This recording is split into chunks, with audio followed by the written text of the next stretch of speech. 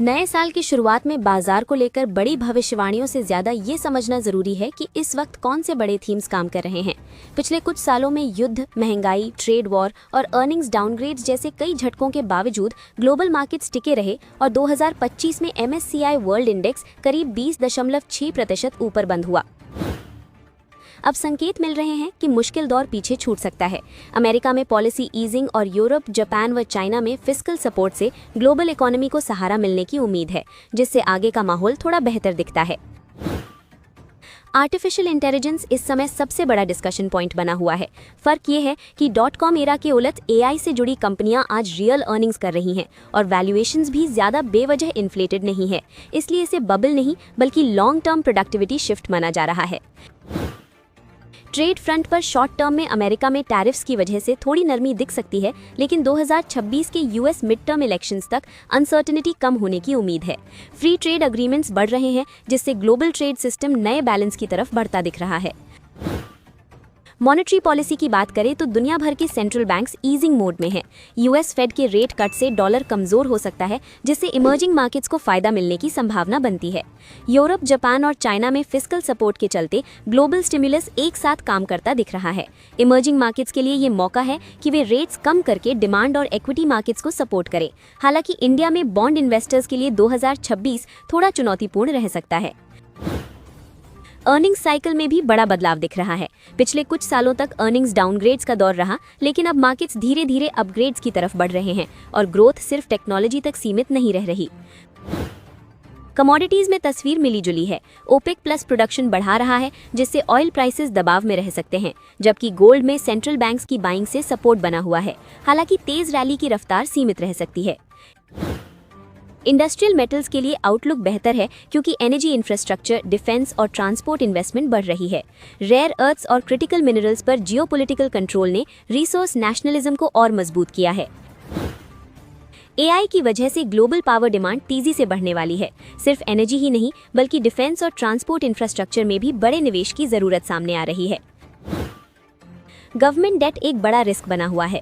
World war 2 के बाद के हाईएस्ट लेवल्स पर डेट है, लेकिन शॉर्ट टर्म में यही फिस्कल स्पेंडिंग इकोनॉमिक एक्टिविटी को सपोर्ट भी कर रही है, भले ही लॉन्ग टर्म सस्टेनेबिलिटी पर सवाल हो। इमर्जिंग मार्केट्स के लिए माहौल फिलहाल सपोर्टिव है, जहां कमजोर डॉलर, कम ऑयल प्राइसेस और ईजिंग इन्फ्लेशन 2026 तक टेलविंड्स बने रह सकते हैं। इंडिया की बात करें तो हालिया अंडर परफॉर्मेंस के बावजूद रिफॉर्म मोमेंटम और मॉनेटरी ईजिंग इसे अलग पहचान देता है। लेबर रिफॉर्म्स और ईज ऑफ डूइंग बिजनेस जैसे कदम लॉन्ग टर्म कॉन्फिडेंस बढ़ा रहे हैं। इंडिया में अर्निंग्स एस्टिमेट्स फिर से ऊपर रिवाइज हो रहे हैं, जो डाउनग्रेड साइकिल के खत्म होने का संकेत है। वैल्यूएशंस ऊंची जरूर है, लेकिन हिस्टोरिकल लेवल्स के मुकाबले प्रीमियम अभी मैनेजेबल है। US इंडिया रिलेशंस में सुधार की गुंजाइश और domestic focused Indian economy foreign investors के लिए हेज की तरह दिख रही है, जिससे FIIs की वापसी की उम्मीद बनती है। हालांकि बहुत सी पॉजिटिव बातें पहले ही मार्केट्स में प्राइस इन हो चुकी हैं। ग्लोबल सर्वेज दिखाते हैं कि इन्वेस्टर्स की पोजीशनिंग पिछले कई सालों में सबसे ज्यादा बुलिश है और कैश लेवल्स रिकॉर्ड लोज पर हैं। यही एक्सट्रीम ऑप्टिमिज्म 2026 में सबसे बड़ा रिस्क भी बन सकता है। अब असली सवाल ये है कि क्या फंडामेंटल्स इस उम्मीद को सही साबित कर पाएंगे या नहीं, क्योंकि ज्यादा बुलिश माहौल खुद मार्केट के लिए हेडविंड बन सकता है। IRB सिंधुदुर्ग एयरपोर्ट, जिसे IRB infrastructure developers limited operate करती है, को DGCA से 24 गुना 7 दिन दिन रात और हर मौसम में उड़ान संचालन की मंजूरी मिल गई है। इसका मतलब अब खराब मौसम या कम विजिबिलिटी में भी फ्लाइट्स बिना रुकावट ऑपरेट हो सकेंगी। इस मंजूरी के साथ एयरपोर्ट को इंस्ट्रूमेंट फ्लाइट रूल्स की सर्टिफिकेशन मिली है, यानी अब पायलट इंस्ट्रूमेंट्स की मदद से सुरक्षित लैंडिंग और टेक ऑफ कर सकते हैं। साथ ही सैटेलाइट बेस्ड RNP सिस्टम और बैकअप नेविगेशन सुविधा भी उपलब्ध है, जिसने साल भर सभी तरह के विमानों के लिए सेफ ऑपरेशन संभव होगा। सिंधुदुर्ग एयरपोर्ट पर पैसेंजर ट्रैफिक तेजी से बढ़ रहा है और दिसंबर में पहली बार करीब 11,000 यात्रियों की आवाजाही दर्ज हुई। इसी वजह से एयरपोर्ट ने एयरक्राफ्ट पार्किंग की क्षमता 3 से बढ़ाकर 6 स्टैंड कर दी है, ताकि बढ़ते ट्रैफिक को आसानी से संभाला जा सके। ऑयल इंडिया ने अरुणाचल प्रदेश के याजली इलाके में फॉप ग्राफाइट और वैनेडियम मिनरल ब्लॉक के लिए कॉम्पोजिट लाइसेंस का समझौता साइन किया है। ये एग्रीमेंट 1 जनवरी 2026 को हुआ, जिसमें CESHS को लोकल पार्टनर के तौर पर 10% हिस्सेदारी दी गई है। CESHS की लोकल मौजूदगी और ग्राउंड लेवल नॉलेज से सर्वे और एक्सप्लोरेशन का काम ज्यादा आसानी से होगा। वहीं ऑयल इंडिया लिमिटेड की टेक्निकल एक्सपर्टीज के साथ ये partnership resource security, sustainable mining और अरुणाचल प्रदेश के विकास में मददगार मानी जा रही है। क्रिसिल रेटिंग्स ने the Bombay dyeing and manufacturing company limited की लॉन्ग टर्म बैंक फैसिलिटी और फिक्स डिपॉजिट रेटिंग को क्रिसिल BBB+ पर बरकरार रखा है, लेकिन आउटलुक को पॉजिटिव से स्टेबल कर दिया है। इसका कारण फाइनेंशियल ईयर 2026 की पहली छमाही में PSF बिजनेस की प्रॉफिटेबिलिटी में आई हल्की कमजोरी है। क्रिसिल के मुताबिक कंपनी की फाइनेंशियल पोजीशन मजबूत बनी हुई है, क्योंकि इस पर कोई कर्ज नहीं है और सितंबर 2025 तक करीब 1300 करोड़ रुपए की कैश और लिक्विड इन्वेस्टमेंट मौजूद है। आने वाले समय में रियल एस्टेट प्रोजेक्ट्स की लॉन्चिंग और एक्सपोर्ट बिजनेस की ग्रोथ पर खास नजर रखी जाएगी। IDBI बैंक ने दिसंबर तिमाही के बिजनेस अपडेट में बताया कि उसका कुल बिजनेस साल दर साल 12% बढ़कर 5.47 लाख करोड़ रुपए हो गया है। इसमें डिपॉजिट और लोन दोनों में अच्छी ग्रोथ देखने को मिली है, जो बैंक की रिकवरी और मजबूती को दिखाता है। नेट एडवांसेस में 15% की ग्रोथ के साथ ये 2.39 लाख करोड़ रुपए तक पहुंच गया, जबकि कुल डिपॉजिट 3.08 लाख करोड़ रुपए रहे। इसी मजबूत प्रदर्शन के चलते IDBI बैंक का शेयर 11 साल के उच्च स्तर पर पहुंचते हुए 10% से ज्यादा उछल गया। CIEL HR सर्विसेज ने अपने IPO से पहले 30 करोड़ रुपए जुटाए हैं, जिसमें जोहो कॉर्पोरेशन, पेगासस इंडिया और स्टैंडर्ड फायरवर्क्स जैसे बड़े निवेशक शामिल हैं। कंपनी ने 110 रुपए प्रति शेयर के हिसाब से प्री IPO प्लेसमेंट किया है। DRHP के अनुसार CIEL HR सर्विसेज का IPO 335 करोड़ रुपए के फ्रेश इशू और 47.4 लाख शेयरों के ऑफर फॉर सेल के जरिए आएगा।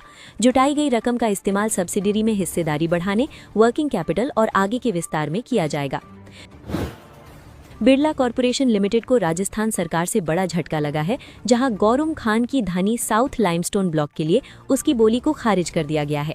कंपनी पहले इस ब्लॉक के लिए प्रिफर्ड बिडर घोषित की गई थी। सरकार ने बोली खारिज करने की वजह ये बताई कि बिरला कॉर्पोरेशन लिमिटेड का 20.60% का फाइनल प्राइस ऑफर आसपास के दूसरे लाइमस्टोन ब्लॉक्स की तुलना में कम था। कंपनी ने कहा है कि उसने सभी नियमों का पालन किया है और अब आगे की कानूनी संभावनाओं पर विचार किया जा रहा है। अगर आपने जनवरी 1, 2026 से पहले कोल इंडिया के शेयर्स खरीदे हैं, तो आपके लिए एक बड़ी IPO से जुड़ी खबर है। कोल इंडिया की subsidiary Bharat coking coal limited का IPO 9 से 13 जनवरी 2026 तक खुलेगा, जिसमें पेरेंट कंपनी कोल इंडिया खुद 46.57 करोड़ शेयर्स बेच रही है। इस IPO में रिटेल इन्वेस्टर्स के लिए 35% हिस्सेदारी रखी गई है और खास बात यह है कि एग्जिस्टिंग कोल इंडिया शेयर होल्डर्स के लिए 10% का अलग कोटा भी मिलेगा, यानी जिनके पास तय तारीख से पहले कोल इंडिया के शेयर्स हैं, वो शेयर होल्डर कैटेगरी में अप्लाई कर सकते हैं। भारत कोकिंग कोल लिमिटेड कोल इंडिया की पहली सब्सिडियरी है जो स्टॉक मार्केट में लिस्ट होने जा रही है। ये सरकार की उस योजना का हिस्सा है जिसके तहत फाइनेंशियल ईयर 2030 तक कोल इंडिया की सभी यूनिट्स को धीरे धीरे स्टॉक मार्केट में लाया जाएगा। IPO की प्राइस बैंड अभी घोषित नहीं हुई है, लेकिन कोल इंडिया के शेयर्स हाल ही में 52 वीक हाई पर पहुंचे थे। नेपाल, भूटान और बांग्लादेश के बायर्स को ऑक्शन में सीधी भागीदारी की अनुमति मिलने के बाद स्टॉक करीब 7.15% चढ़कर 429.10 रुपए पर बंद हुआ। V2 रिटेल ने दिसंबर क्वार्टर में मजबूत बिजनेस परफॉर्मेंस दिखाई है, जहां कंपनी का स्टैंडअलोन रेवेन्यू साल दर साल 57% बढ़कर 927 करोड़ रुपए पहुंचा है। ये ग्रोथ मुख्य रूप से बेहतर डिमांड और नए स्टोर्स जोड़ने की वजह से आई है। कंपनी ने बताया कि एग्जिस्टिंग स्टोर्स से भी स्टेबल परफॉर्मेंस देखने को मिली, जहां सेम स्टोर सेल्स ग्रोथ 2% रही। इसका मतलब है कि पुराने स्टोर्स भी चुनौतीपूर्ण रिटेल माहौल के बावजूद स्टेडी सेल्स दे रहे हैं। क्वार्टर के दौरान V2 रिटेल ने 35 नए स्टोर्स खोले, खासकर टियर 2 और टियर 3 सिटीज में। कंपनी का फोकस छोटे शहरों और इमर्जिंग टाउन्स में ऑर्गेनाइज्ड रिटेल की बढ़ती Mahindra and Mahindra financial services ने दिसंबर क्वार्टर में करीब 17,600 करोड़ रुपए के डिस्बर्समेंट्स का अनुमान लगाया है, जो पिछले साल के मुकाबले 7% ज्यादा है। इसी दौरान कंपनी के बिजनेस एसेट्स बढ़कर करीब 1.29 लाख करोड़ रुपए हो गए। एनबीएफसी ने बताया कि एसेट क्वालिटी इस क्वार्टर में लार्जली स्टेबल रही है। कलेक्शन एफिशिएंसी लगभग 95% पर बनी हुई है, जबकि बैड लोन्स को दिखाने वाले स्टेज 3 एसेट्स करीब 3.9 से 4% के दायरे में है। पॉजिटिव संकेत ये भी है कि अर्ली डेलिंक्वेंसीज यानी शुरुआती रीपेमेंट इश्यूज में सुधार देखने को मिला है। स्टेज 2 एसेट्स घटकर करीब 5.4 से 5.5% पर आ गए हैं, जो पिछले क्वार्टर्स के मुकाबले बेहतर स्थिति दिखाते हैं। जम्मू एंड कश्मीर बैंक ने दिसंबर क्वार्टर में कुल बिजनेस में 13.34% की सालाना बढ़त दर्ज की है, जो बढ़कर 2.72 लाख करोड़ रुपए हो गया है। डिपॉजिट्स भी 10.58% बढ़कर 1.55 लाख करोड़ रुपए पहुंच गए हैं। बैंक के कासा डिपॉजिट्स में हल्की बढ़त जरूर हुई, लेकिन कासा रेशियो घटकर 44.10% रह गया है। इसका मतलब है कि लो कॉस्ट डिपॉजिट्स की हिस्सेदारी कम हुई और टर्म डिपॉजिट्स का वजन बढ़ा है। इसके बावजूद जम्मू एंड कश्मीर बैंक की ओवरऑल बिजनेस ग्रोथ ये दिखाती है कि कंपेटिटिव बैंकिंग माहौल में भी बैंक की कोर ऑपरेशंस मजबूत बनी हुई हैं। इसी भरोसे के साथ शेयर्स फ्राइडे को 1.37% बढ़कर 102.42 रुपए पर बंद हुए। एवीजी लॉजिस्टिक्स लिमिटेड ने नेस्ले इंडिया और अशोक लेलैंड के साथ मिलकर सस्टेनेबिलिटी और ग्रीन लॉजिस्टिक्स की दिशा में बड़ा कदम उठाया है। इस पार्टनरशिप के तहत नेस्ले इंडिया के लिए एक डेडिकेटेड ग्रीन कॉरिडोर शुरू किया गया है, जिसमें 50 सीएनजी ट्रक्स लगाए गए हैं। कंपनी के मुताबिक ये सीएनजी ट्रक्स हर महीने करीब 2.75 लाख किलोमीटर चलेंगे और सालाना लगभग 1.1 लाख किलोग्राम CO2 उत्सर्जन कम करने में मदद करेंगे। इससे लॉजिस्टिक्स कॉस्ट कंट्रोल में रहेगी और सप्लाई चेन ज्यादा मजबूत और एनवायरमेंट फ्रेंडली बनेगी। शेयर परफॉर्मेंस की बात करें तो एवीजी लॉजिस्टिक्स लिमिटेड का शेयर फ्राइडे को 0.73% गिरकर 174.10 रुपए पर बंद हुआ।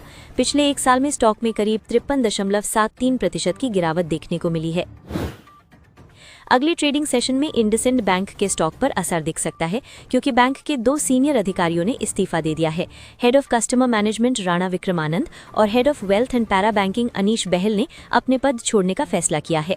बैंक ने साफ किया है कि राणा विक्रमानंद 1 अप्रैल तक अपनी जिम्मेदारी संभालेंगे, जबकि अनीश बहल का कार्यकाल 30 जनवरी के बाद खत्म हो जाएगा। दोनों अधिकारियों ने नई अपॉर्चुनिटीज तलाशने के लिए इस्तीफा देने की बात कही है। सिगरेट पर नई एक्साइज ड्यूटी लागू होने के बाद आईटीसी लिमिटेड के शेयर्स में लगातार 2 दिन तेज बिकवाली देखने को मिली है। स्टॉक 2 जनवरी को करीब 5% गिरकर 345.25 रुपए के 52 वीक लो तक पहुंच गया। इस गिरावट से life insurance company of India समेत सरकारी बीमा कंपनियों को भारी नोशनल नुकसान हुआ है। डेटा के मुताबिक आईटीसी लिमिटेड में एलआईसी की 15.86% हिस्सेदारी है और इस गिरावट से एलआईसी को करीब 11,468 करोड़ रुपए का नोशनल लॉस हुआ है। डीएसएम फ्रेश फूड्स ने रेडी टू ईट और रेडी टू कुक सेगमेंट में एंट्री का ऐलान किया है। कंपनी ने अव्योम फूड टेक में 51% हिस्सेदारी खरीदने का फैसला किया है, जिसके लिए करीब 7.5 करोड़ रुपए का कैश इन्फ्यूजन किया जाएगा। इस एक्विजिशन से डीएसएम फ्रेश फूड्स को एक्सपोर्ट मार्केट्स में विस्तार करने में मदद मिलेगी। शेयर मार्केट में डीएसएम फ्रेश फूड्स का स्टॉक फ्राइडे को 2.53% गिरकर 140.50 रुपए पर बंद हुआ। एनएचपीसी लिमिटेड ने प्राइवेट प्लेसमेंट के जरिए 2000 करोड़ रुपए जुटाने की योजना बनाई है। Company unsecured redeemable taxable non convertible bonds जारी करेगी और इस पर 8 जनवरी 2026 को बोर्ड मीटिंग में फैसला लिया जाएगा। एनएचपीसी लिमिटेड का शेयर फ्राइडे को 5.20% की तेजी के साथ 83.70 रुपए पर बंद हुआ, जबकि पिछले एक साल में स्टॉक करीब 1.49% ऊपर रहा है। आईपीओ मार्केट की बात करें तो साल 2026 भारत के लिए काफी बिजी रहने वाला है। कई new age tech companies, consumer brands और यूनिकॉर्न स्टॉक मार्केट में एंट्री की तैयारी कर रहे हैं। Quick commerce company Zepto limited ने कॉन्फिडेंशियल रूट से सेबी के पास आईपीओ पेपर्स दाखिल कर दिए हैं। कंपनी का मार्केट डेब्यू जुलाई से सितंबर 2026 के बीच हो सकता है और इसका वैल्यूएशन करीब $7 बिलियन बताया जा रहा है। हॉस्पिटैलिटी प्लेटफॉर्म ओयो की पेरेंट कंपनी प्रिज्म भी आईपीओ की तैयारी में है। कंपनी को 6,650 करोड़ रुपए जुटाने का अप्रूवल मिल चुका है और लिस्टिंग के बाद वैल्यूएशन 7 से $8 बिलियन के बीच हो सकती है। डिजिटल पेमेंट्स कंपनी फोन पे भी आईपीओ लाने की तैयारी कर रही है, जहां पूरा 12,000 करोड़ रुपए का इशू ऑफर फॉर सेल हो सकता है। वॉलमार्ट, टाइगर ग्लोबल और माइक्रोसॉफ्ट जैसे इन्वेस्टर्स अपनी हिस्सेदारी बेच सकते हैं। फ्लिपकार्ट ने भी इंडिया आईपीओ की दिशा में कदम बढ़ा दिया है, जहां एनसीएलटी से सिंगापुर से इंडिया होल्डिंग स्ट्रक्चर शिफ्ट करने की मंजूरी मिल चुकी है। इसके अलावा boat, Fractal analytics, Cure Foods, Rentomojo, cult fit और शैडो फैक्स भी आईपीओ की रेस में हैं। पंजाब नेशनल बैंक का ओवरऑल बिजनेस लगातार मजबूत हो रहा है, जहां दिसंबर क्वार्टर में टोटल ग्लोबल बिजनेस बढ़कर 28.93 लाख करोड़ रुपए पहुंच गया। सालाना 9.57% और तिमाही 3.80% की ग्रोथ ये दिखाती है कि बैंक का स्केल और रीच दोनों बढ़ रहे हैं। डोमेस्टिक बिजनेस और डिपॉजिट्स ने बैंक की स्टेबिलिटी को साफ दिखाया है।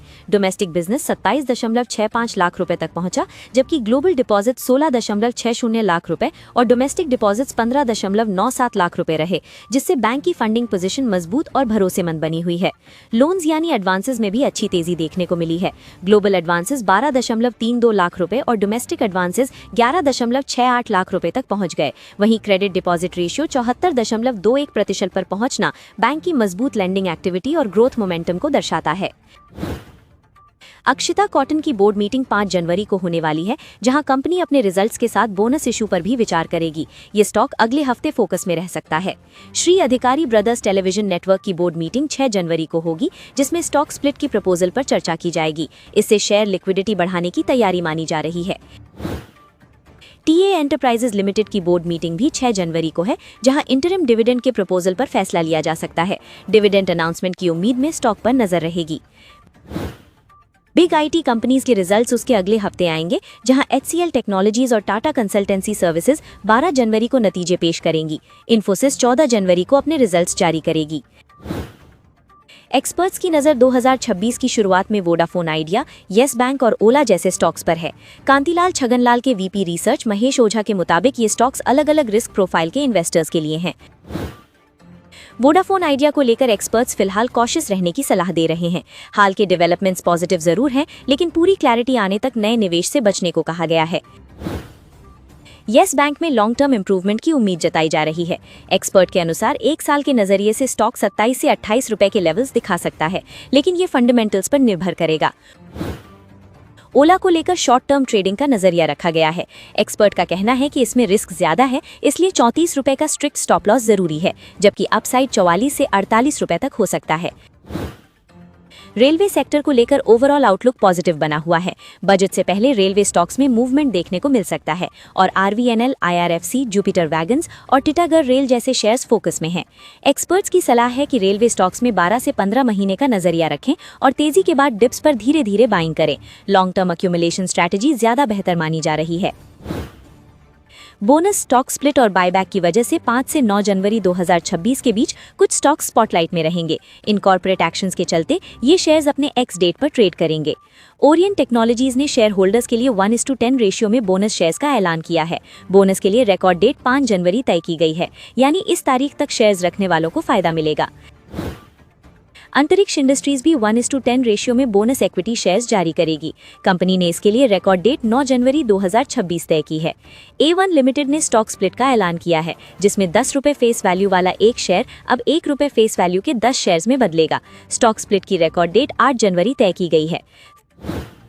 फेयरचेम ऑर्गेनिक्स ने 800 रुपए प्रति शेयर के भाव पर 4,25,000 इक्विटी शेयर्स का बायबैक घोषित किया है। 34 करोड़ रुपए का ये बायबैक टेंडर रूट से होगा और इसकी रिकॉर्ड डेट 5 जनवरी 2026 रखी गई है।